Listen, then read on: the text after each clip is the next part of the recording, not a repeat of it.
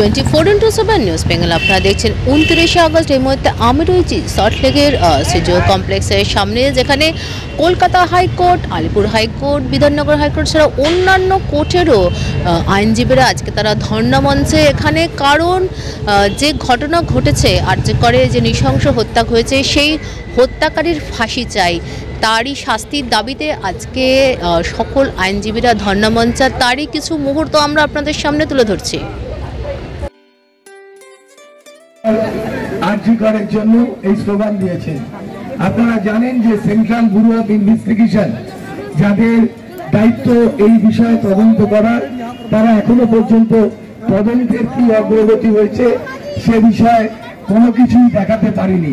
তারা যেটা করছে, তারা এটাকে নিয়ে নানান ধরনের কথা বলছে, কিন্তু আমরা চাই যে অপরাধীদের শাস্তি হোক এবং যারা দোষী, যারা অপরাধী, তাদের ফাঁসি দেওয়া হোক।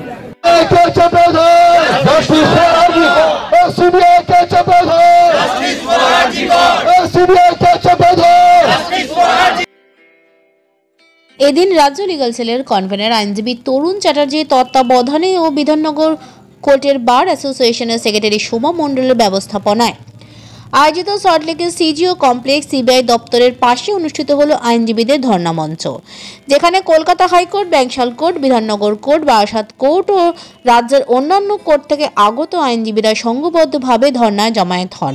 এই দিন ধর্ণা মঞ্চ থেকে তারা দাবি রাখেন তিলোত্তমার তদন্তের ভার সুপ্রিম কোর্টের নির্দেশে সিবিআইকে দেওয়ার পর এখনো পর্যন্ত সেই কেস কোনো অগ্রগতি লাভ করেনি।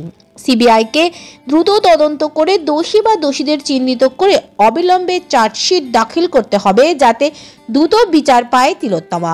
এর সাথে তারা দোষীর ফাঁসি হোক এমনটাই দাবি জানান। এরপর তারা ধর্ণা মঞ্চ থেকে সিজিও কমপ্লেক্সের দিকে মিছিল করে এগিয়ে যান। সিবিআই এর দ্রুত তদন্তের দাবিতে সিবিআইকে চেপে ধর, জাস্টিস ফর আরজিকর এই স্লোগানে।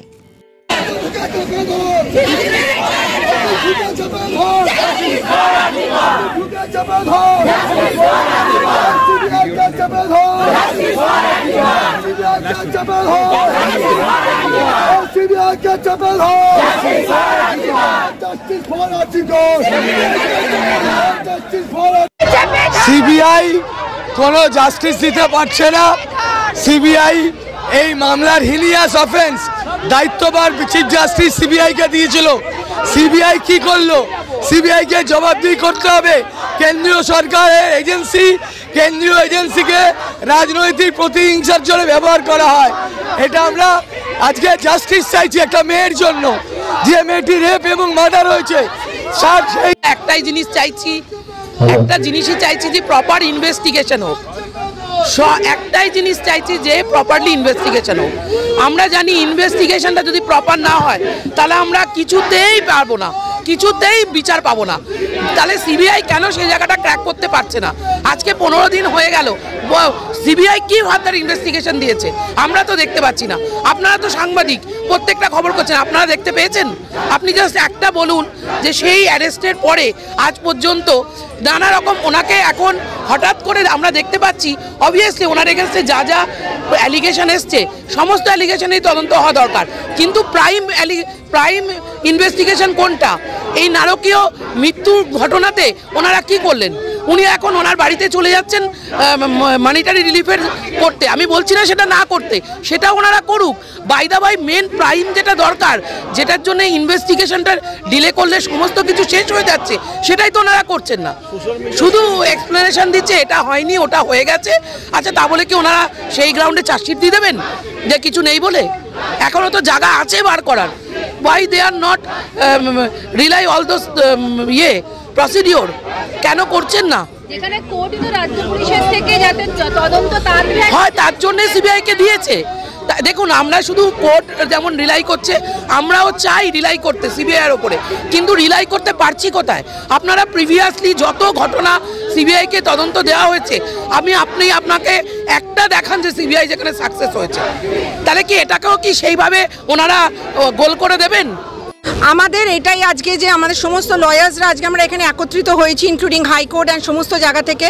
আজকে আমাদের একটাই মোটো যে সিবিআই আমাদের ইনভেস্টিগেশন অনেকটা দেরি করছে এবং we are delayed of the justice and we all R here accommodated here for getting a proper justice from the CBI. সেই জন্য আজকে আমাদের সবার স্বর এক, সবার ভয়েস এক, that we are here to get the CBI justice done as soon as possible. কারণ ইনভেস্টিগেশন অনেক দিন হয়ে গেছে, সিবিআই এখনও কিছু করছে না। হাইকোর্ট থেকে রেসপেক্টিভ অর্ডার্স হয়েছে, বাট এখনো CBI is getting the matter delayed. So we are thoroughly here for getting the justice done. আমাদের একটাই স্বর, we want justice. We want justice. We want justice.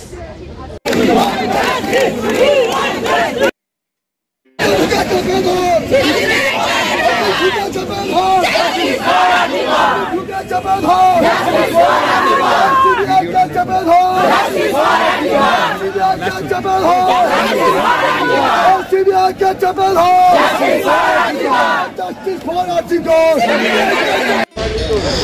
24/7 news বেঙ্গলের সঙ্গে থাকুন, সাথে থাকুন, দেখতে থাকুন সব ধরনের খবরের জন্য চোখ রাখুন আমাদের চ্যানেলে।